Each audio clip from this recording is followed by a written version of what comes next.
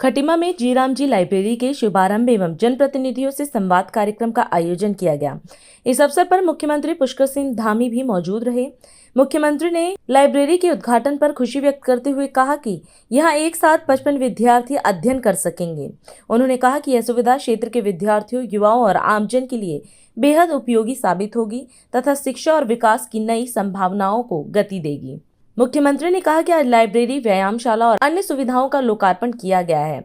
इन सुविधाओं के माध्यम से क्षेत्र के युवाओं को अपने सपनों को साकार करने और आत्मनिर्भर भविष्य की ओर आगे बढ़ने के लिए मजबूत आधार मिलेगा। मेरे लिए बहुत हर्ष का विषय है कि आज मुझे ग्राम सभाओं के जो प्रतिनिधि हैं, जहाँ सही में भारत की आत्मा बसती है और भारत गाँव का देश कहा जाता है, आज से भी पहले से उन ग्राम सभा के प्रतिनिधियों के बीच, भारत की आत्मा के प्रतिनिधियों के बीच आज आने का सौभाग्य मिला है। और वो भी मेरी अपनी मैं कहूँ कि सबसे पहली शुरुआत मेरी राजनीतिक क्षेत्र में जनप्रतिनिधि के नाते आप ही सबके बीच में हुई, खटीमा से, इसी खटीमा की कर्मी भूमि से। तो आज हमने यहाँ पर 55 लाख रुपए से अधिक की हाईटेक लाइब्रेरी का शुभारंभ भी किया है। अच्छा लगा, कुछ विद्यार्थी लोग वहाँ बैठे हुए थे, उन सभी से बात करने का भी थोड़ी देर के लिए समय हुआ, थोड़ा बात भी करी। उन सबको भी बड़ा अच्छा अनुभव हो रहा था और एक साथ 55 विद्यार्थी उसमें बैठकर जो है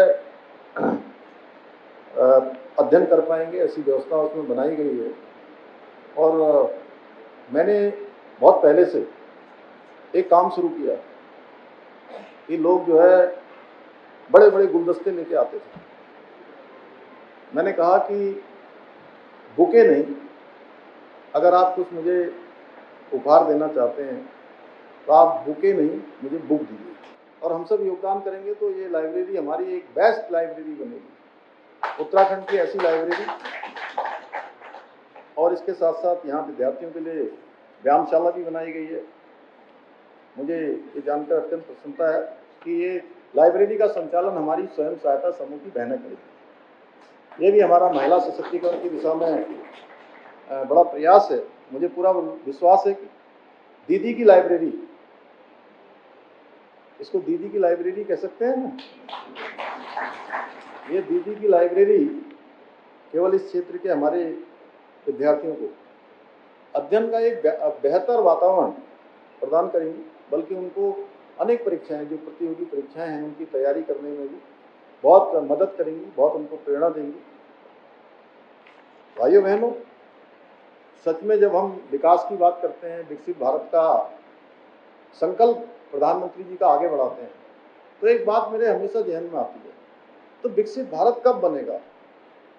विकसित भारत तब बनेगा जब हर राज्य विकसित बनेगा, और हर राज्य तब विकसित बनेगा, उसका हर शहर विकसित होगा, हर ब्लॉक विकसित होगा, हर ग्राम सभा विकसित होगी, तभी जाकर विकसित भारत का हमारा संकल्प सिद्धि तक पहुंचेगा, यानी कि विकसित भारत बनेगा। आदरणीय प्रधानमंत्री जी ने अनेक योजनाएं देश के अंदर चलाई हैं।